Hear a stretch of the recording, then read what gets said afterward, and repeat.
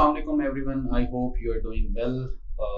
हम अपने CEPI के ई लर्निंग प्लेटफॉर्म से आज अपना कोर्स स्टार्ट करने लगे हैं जनरल साइंस का। बेसिकली ये 100 मार्क्स का आपका सब्जेक्ट है, जिसके अंदर 60 मार्क्स जो हैं वो जनरल साइंस के हैं और 40 मार्क्स जो हैं वो जनरल एबिलिटी के हैं। एबिलिटी से मुराद है आपकी मैथ्स का पोर्शन, वो आपको अलहदा इंस्ट्रक्टर पढ़ाएंगे। मैं आपको पढ़ाऊंगा जनरल साइंस जो कि 60 मार्क्स का है। अगर हम इस 60 मार्क्स की डिवीजन को देखें तो इसमें से जो 40 मार्क्स हैं वो आपके हैं सब्जेक्टिव पार्ट, यानी कि आपसे सवाल पूछे जाएंगे और आपने उन सवालों का आंसर करना होगा।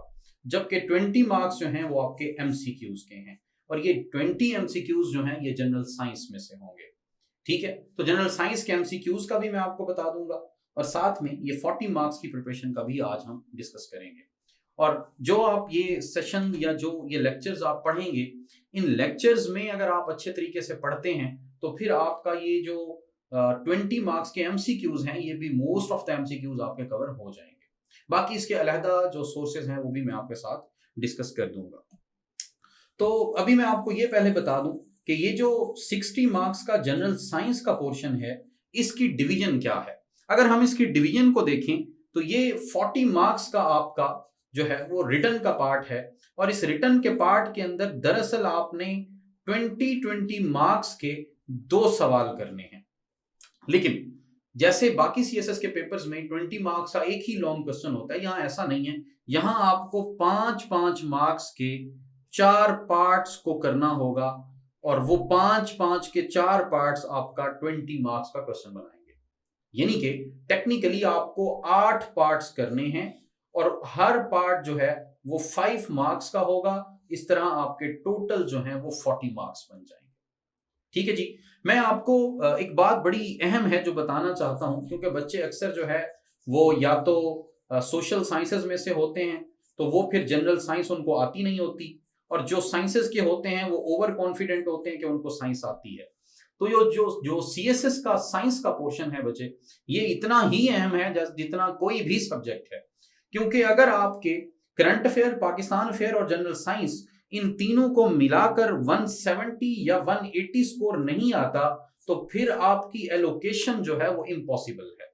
तो आपने अपने जहन में रखना है कि जनरल साइंस एंड एबिलिटी के पोर्शन में आपने 70 या फिर 70 प्लस स्कोर करना है।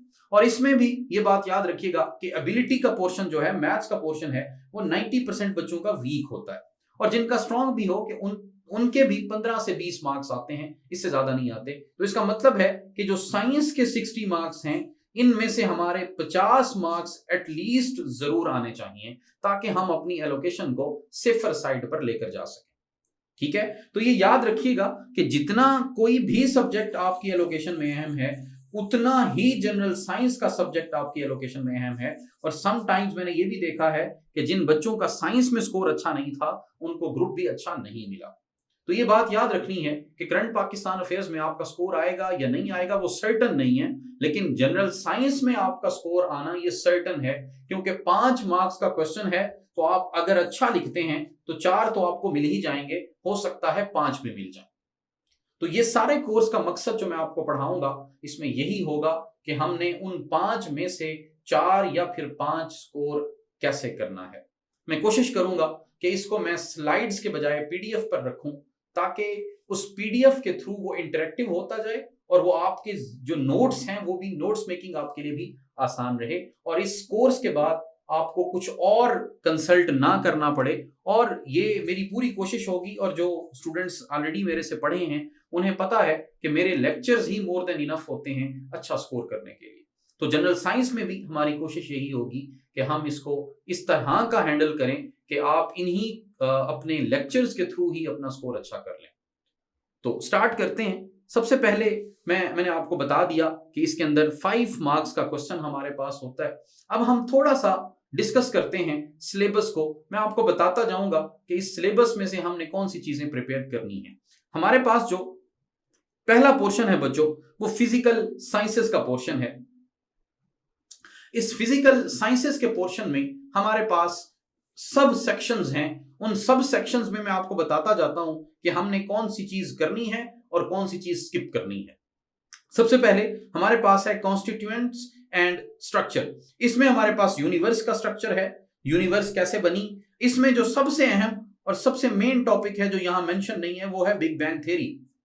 हमने दरअसल डिस्कस करना है बिग बैंग थ्योरी को, प्लस हमने डिस्कस करना है उसके एविडेंसेस को कि ये जो बिग बैंग थ्योरी कह रही है वो ठीक भी है या गलत है, उसके एविडेंस हमने लेने हैं। प्लस हमने फ्यूचर ऑफ द यूनिवर्स की बात भी करनी है कि यूनिवर्स का फ्यूचर क्या होगा, साइंटिस्ट इसके बारे में क्या कहते हैं, पॉसिबल मॉडल्स क्या क्या है। तो यूनिवर्स में बच्चों मैंने क्या बताया है कि हमने बिग बैंग थ्योरी करनी है, उसके एविडेंसेस करने हैं, प्लस हमने फ्यूचर ऑफ द यूनिवर्स को देखना है। इसके बाद हमारे पास नेक्स्ट जो टॉपिक है वो है गैलेक्सी का। गैलेक्सीज हैं क्या, गैलेक्सीज की टाइप्स क्या हैं, गैलेक्सीज कैसे बनती हैं। ये दरअसल हमारा इंपॉर्टेंट क्वेश्चन होगा जो लॉन्ग क्वेश्चन के लिए हमारे पास आएगा। इसके बाद जो लाइट ईयर है ये सिर्फ एमसीक्यूज के लिए हमसे पूछा जाएगा, तो इसको हमने सिर्फ एमसीक्यू के हवाले से देखना है। इसके बाद again solar system, very important topic. इस सोलर सिस्टम में हमने टाइप्स ऑफ प्लैनेट्स देखनी है कि प्लैनेट्स की टाइप्स कौन कौन सी हैं, प्लैनेट और स्टार में डिफरेंस क्या होगा, और हमारे पास जो 8 प्लैनेट्स हैं वो प्लैनेट्स का स्ट्रक्चर क्या है, उनकी प्रॉपर्टीज क्या हैं। जैसे वीनस जो है उसकी प्रॉपर्टीज क्या हैं, मरकरी है उसकी प्रॉपर्टीज क्या हैं। तो वो सारे प्लैनेट्स को हम 1 बाय 1 डिस्कस करेंगे, उनकी 2 कैटेगरीज बनाएंगे, फिर उनकी प्रॉपर्टीज को देखेंगे। तो इसमें आपने ये याद रखना है कि 5 नंबर का सवाल है, तो 5 नंबर के लिए अगर आप कोई बुक देखते हैं, गाइड बुक, तो उसमें आप देखते हैं कि बहुत स्कैटर्ड इंफॉर्मेशन है, हमें पता ही नहीं चलता कि हमने 20 नंबर का तैयार करना है या 5 नंबर का तैयार करना है। तो इसके लिए ये लेक्चर्स बड़े अहम होंगे। मैं इनमें आपको जितना कंटेंट तैयार करवाऊंगा वो आपके उस सवाल को लिखने के लिए मोर देन इनफ होगा। हाँ, डिपेंड करता है कि आपकी इलस्ट्रेशंस उसके अंदर कैसी हैं, आपकी डायग्राम्स कैसी हैं, वो सारा कुछ भी मैं इस सिलेबस के अंदर डिस्कस करूंगा। तो यानी कि इस कोर्स के अंदर बेसिकली हम ये कवर करेंगे कि हमें शॉर्ट टाइम के अंदर सिर्फ 5 जो मार्क्स का क्वेश्चन है उसको कैसे तैयार करना है और फिर अपने पेपर को कैसे अटेम्प्ट करना है। नेक्स्ट चलते हैं जी। इसके बाद है सन एंड अर्थ, ये हमारे उसी सोलर सिस्टम के अंदर हो जाएगा। और उसके बाद एस्ट्रोनॉमिकल सिस्टम ऑफ यूनिट्स हमारे पास मौजूद है, ये एमसीक्यूज के लिए सिर्फ आपने देखना है, इसको लॉन्ग क्वेश्चन के लिए नहीं देखना। इसके बाद चलते हैं प्रोसेसेस ऑफ नेचर, इसमें सोलर एंड ल्यूनर इक्लिप्स के ऊपर सवाल पूछ लेता होता है, वो रोटेशन एंड रेवोल्यूशन पर भी सवाल पूछ लेता है। ये हम देखेंगे कि रोटेशन और रेवोल्यूशन में फर्क क्या है, फिर हम डिफरेंट एग्जांपल्स लेंगे प्लैनेट्स की कि रोटेशन उसकी कितनी है, उसकी रेवोल्यूशन कितनी है, क्या प्रोसेस है, वो सारा हम इसमें देख रहे होंगे। इसके बाद वेदर वेरिएबल्स हैं एंड वेदर कंडीशंस हैं, इनमें से वेदर वेरिएबल्स पर सवाल आ जाता है, वेदर वेरिएशंस पर बहुत कम सवाल आता है। तो वेदर वेरिएबल्स को आपने तैयार करना है और वो आपका सवाल बन सकता है। इसके बाद दूसरा portion natural hazards and disasters, याद रखिएगा इसमें से आपका एक सवाल लाजमी है, यानी कि इस पोर्शन में से 5 नंबर जरूर आएंगे। लेकिन इसको तैयार करना कैसे है, इसके अंदर 5 में से 4 मार्क्स लेने कैसे हैं, ये सारा कुछ हम देख रहे होंगे अपने कोर्स के अंदर। मैं आपको बताऊंगा, साथ साथ आपके नोट्स भी बनते जाएंगे। इससे ये होगा कि आपका एक तो टाइम सेव होगा, दूसरा आपको पता होगा कि मैंने किस पोर्शन के लिए कितना पढ़ना है। ठीक है जी। तो इसमें सबसे पहले अर्थक्वेक है, वोल्केनिक इरप्शन है, इसमें सुनामी है, इसमें फ्लड्स हैं, इसमें एवलांच है, इसमें साइक्लोन है, ड्रॉट है, वाइल्ड फायर है, अर्बन फायर है और डिजास्टर रिस्क मैनेजमेंट है। डिजास्टर रिस्क मैनेजमेंट में बेसिकली हम देखेंगे डिजास्टर मैनेजमेंट सिस्टम। इसी में ही मैं आपको बताऊंगा कि disaster management system of Pakistan क्या है और पाकिस्तान के डिजास्टर मैनेजमेंट सिस्टम के फ्लॉज क्या हैं, इसमें हमें चैलेंजेस क्या आ रहे हैं और पाकिस्तान के लिए वे फॉरवर्ड क्या है।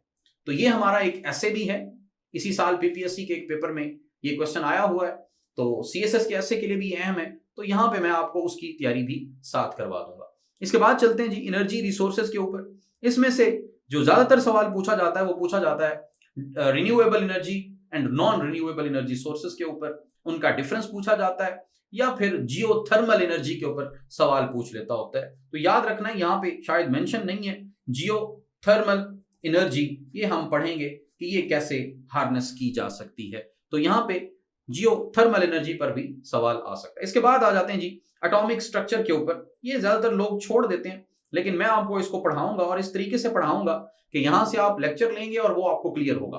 और ये इंशाल्लाह आप देखेंगे कि आप जो जो टॉपिक पढ़ते जाएंगे सिर्फ यहाँ पे समझेंगे, चाहे जिस बच्चे की साइंस से कोई ताल्लुक भी नहीं है वो यहाँ से उस टॉपिक को सिर्फ मेरे से समझेगा, उसके बाद अपने नोट्स से पढ़ेगा, तो वो टॉपिक वंस फॉर ऑल उसके लिए क्लियर होगा।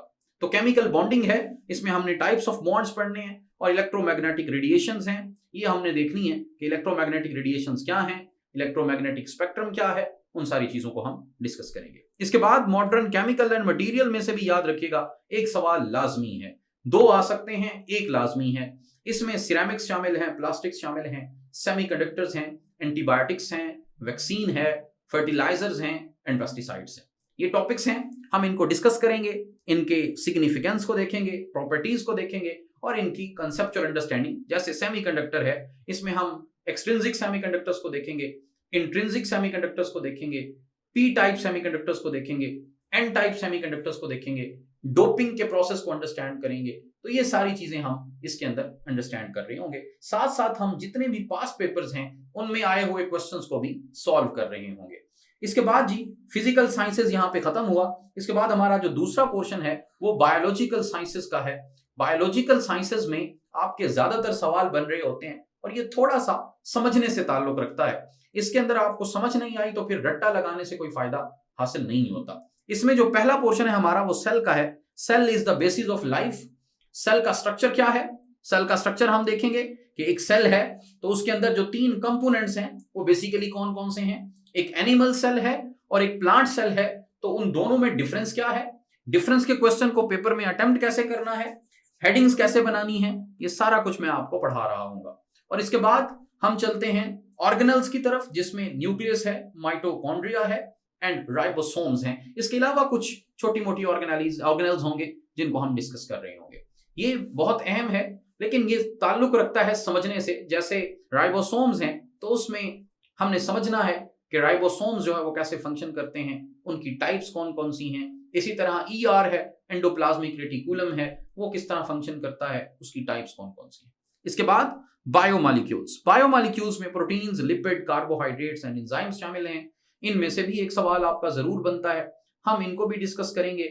हम इनके अंदर एडिशनल चीजें ये करेंगे कि मैं आपको प्रोटीन के अंदर जो पेप्टाइड बॉन्ड फॉर्मेशन है वो भी सिखाऊंगा, उनके लिए हम केमिकल रिएक्शंस को भी अंडरस्टैंड कर रहे होंगे। इसी तरह कार्बोहाइड्रेट्स का जो स्ट्रक्चर है, ग्लूकोज का स्ट्रक्चर क्या है, कीटो शुगर का स्ट्रक्चर क्या होगा, एल्डो शुगर का स्ट्रक्चर क्या होगा, कीटोन्स क्या होते हैं, एल्डिहाइड्स क्या होते हैं, जो है इन सब चीजों को भी हम, ईस्टर्स क्या होते हैं, इनको भी हम अंडरस्टैंड कर रहे होंगे ताकि आपका पेपर स्टैंड आउट करे। लिपिड्स पे भी हम रिएक्शंस देख रहे होंगे ताकि आपका पेपर बाकी लोगों के पेपर से बेहतर हो। इसी तरह एंजाइम्स में भी हम डायग्राम्स के थ्रू समझ रहे होंगे कि एंजाइम एक्शन क्या है, एंजाइम की प्रॉपर्टीज क्या हैं। इन सारी चीजों को हम अंडरस्टैंड करेंगे अपने इस सेशन के अंदर। इसके बाद जी प्लांट एंड एनिमल किंगडम।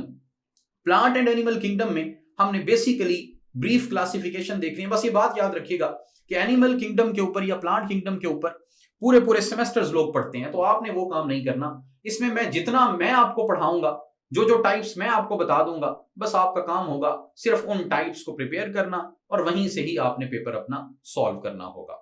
इसके बाद a brief account of human physiology. Again ये एक जनरल हेडिंग मेंशन है। फिजियोलॉजी के ऊपर आपको पता है लोग पूरा पूरा साल पढ़ते हैं, लोगों की पूरी पूरी डिग्रीज हैं इसके ऊपर, तो हमने पूरी पूरी डिग्री नहीं करनी।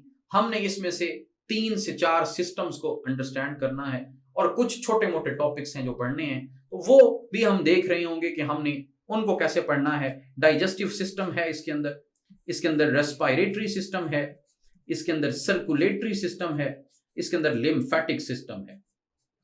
हम इनको अंडरस्टैंड कर रहे होंगे, इनके स्ट्रक्चर को देख रहे होंगे और मैं आपको पढ़ाऊंगा कि जो सर्कुलेटरी सिस्टम है उसमें ब्लड की सर्कुलेशन कैसे होती है, ह्यूमन हार्ट का फंक्शन क्या है और कार्डियक साइकिल क्या है। इन सारी चीजों को हम अंडरस्टैंड करेंगे, आप समझेंगे और उसी क्लास में ही आपकी तैयारी हो जाएगी। इसके बाद कॉमन डिजीजेस का पोर्शन है, इसमें से भी एक सवाल आएगा आपका। Polio, diarrhoea, malaria, hepatitis, dengue, ये कुछ टॉपिक्स हैं जिनके ऊपर सवाल आएगा। To watch full video, stay tuned to our CEPI's Instagram page.